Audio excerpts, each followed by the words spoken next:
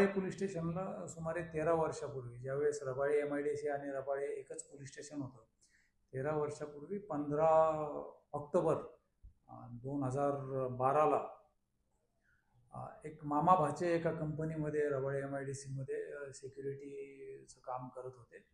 आणि जो मयत आहे मामा, त्यांचं नाव आहे भाऊलखन यादव.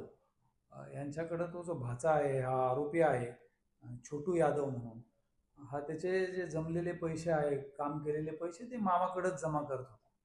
आणि त्याला गावी जायचं असल्याने तो मामाकडे ते पैसे मागत होता आणि मामा ते देण्यास टाळाटाळ करत होता.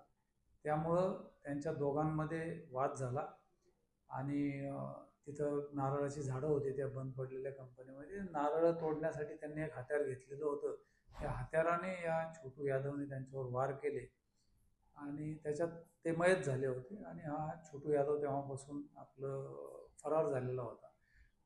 भरपूर प्रयत्न केले परंतु तो मिळत नव्हता. आता नव्याने जे आपल्याला ओपन सोर्स इंटेलिजन्स आणि टेक्नॉलॉजीचा वापर करून आपण पुन्हा त्याचा शोध घेतला असता, तो नागपूर इथं सध्या असल्याचं निष्पन्न झालं.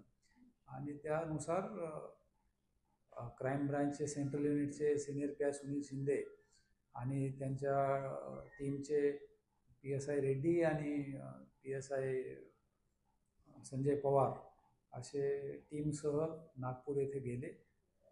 तो छोटू यादव मिळून आला.